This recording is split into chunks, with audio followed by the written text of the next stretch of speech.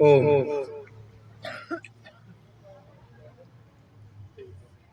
माता जी बैठो, एक बार ओम का उच्चारण करें।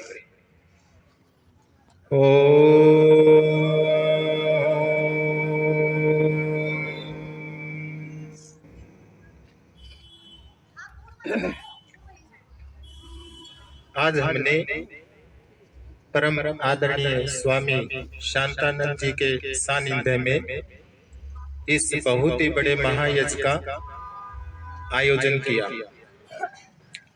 देखो, हमारी संस्कृति में यज्ञ जिसको हवन कहते हैं, और जैसे स्वामी जी ने बताया क्षमा आदि अध्ययन आदि इन होते थे। हमारे जो होते थे वे इनको बहुत ऊपर मानते थे।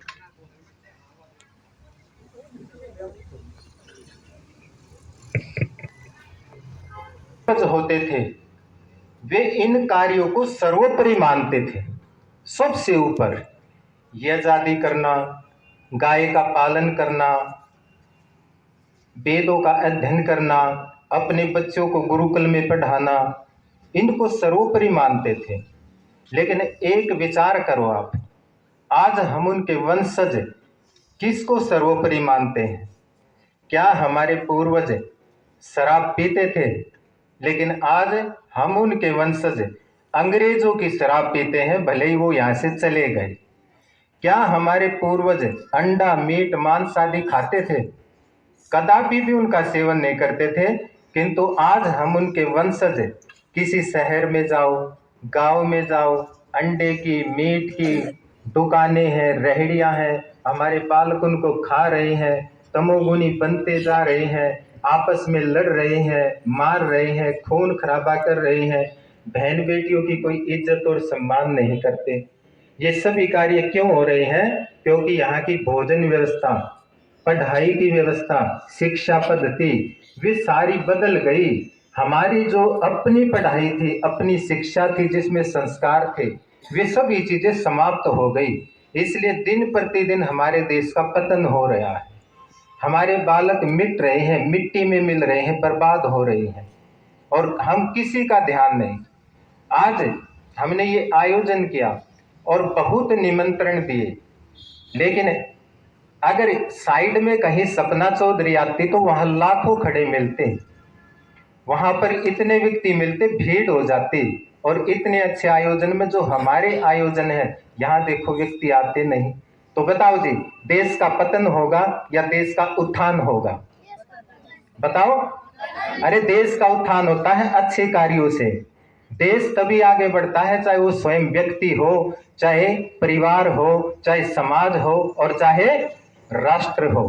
वे तभी उत्थान होता है जब व्यक्ति से लेके परिवार का व्यक्ति, समाज का व्यक्ति और राष्ट्र का व्यक्ति, उसके अंदर संस्कार होते हैं। और जब संस्कार मिट जाते हैं, जब उसमें अवगुण आते हैं, अवगुणों को धारण करता है, तो व्यक्ति से लेके परिवार, समाज और राष्ट्र मिट जाते हैं, समाप्त हो जाते हैं, उनको कोई बचाने वाला नहीं होता।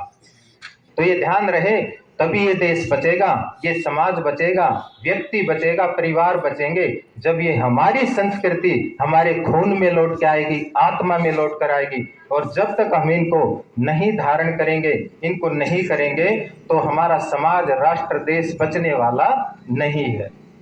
और अच्छा, इसे जोड़ते किसे हैं? बताओ जी। ये जो आज का पर्व है, एक विचार करेंगे, आज का जो पर्व है इसको किसके साथ जोड़ते हैं? बताओ जी। श्री रामचंद्र जी के साथ है या किसी और के साथ है? अच्छा एक बात बताओ, श्री रामचंद्र जी जब रावण को मारकर अयोध्या में आए थे, तो यहाँ जो हमारे पूर्वज थे उन्होंने कितने बम भड़काए थे, कितनी शराब पी थी, कितने उल्टे काम किए थे। और आज क्या होता है? आज दीपावली पे, दीपावली का पर्व, श्री रामचंद्र जी का पर्व, जो मर्यादा पुरुषोत्तम श्री रामचंद्र जी, जिसने धर्म का कभी उल्लंघन नहीं किया, वे श्री रामचंद्र जी आज उसके पर्व पर शराब पीते हैं, मीट अंडा खाते हैं, उल्टे काम करते हैं, यज्ञ करते नहीं, बम फोड़ते हैं, वातावरण को दूषित करते हैं। क्या यही पर्व है?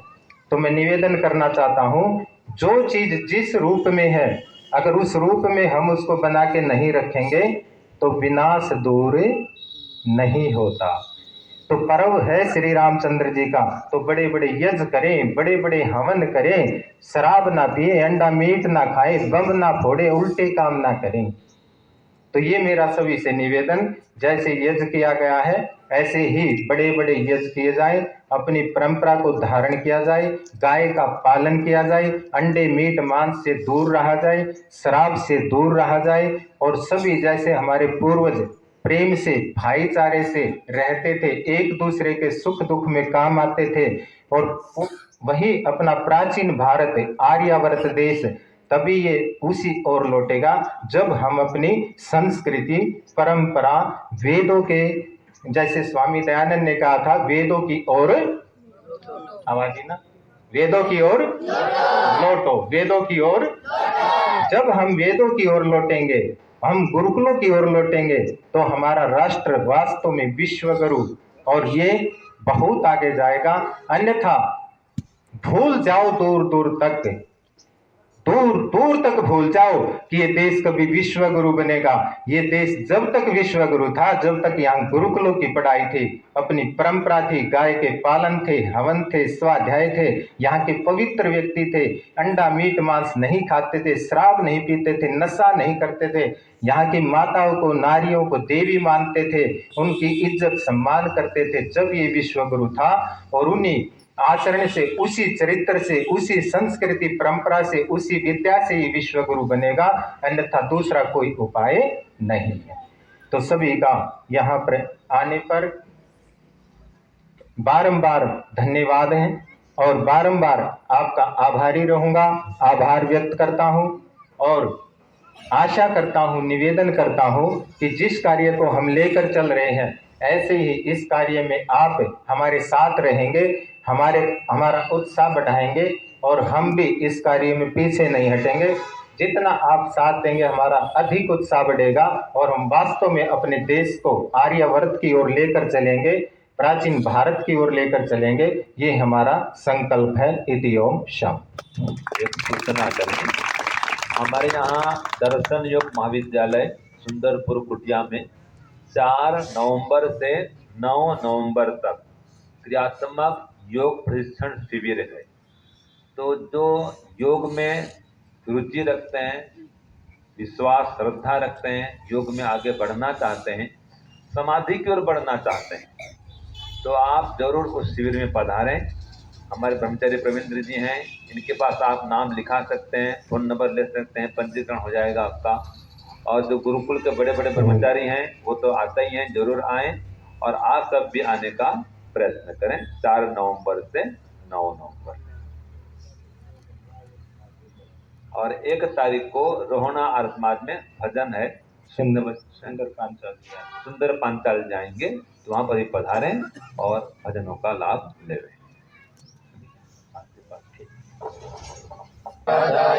शांति वानापाताय शांतिर्विश्वे देवा शांतिर्ब्रह्म शांति सर्वं शांति शांतिरेव शांति सामा शांतिरेधि।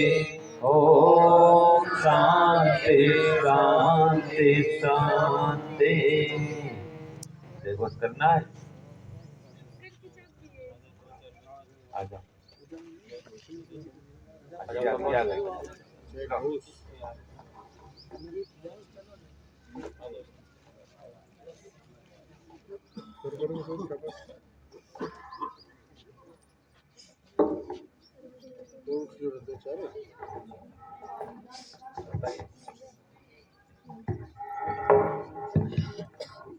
या उच्चारयेत् शोभयो धर्मो विजेता गुरुर्विरजानन्दो विजेता महर्षि स्वामी दयानन्दो विजेता स्वामी श्रद्धानन्दो विजेता मर्यादा पुरुषोत्तम श्री रामचंद्रो योगेश्वर श्री कृष्ण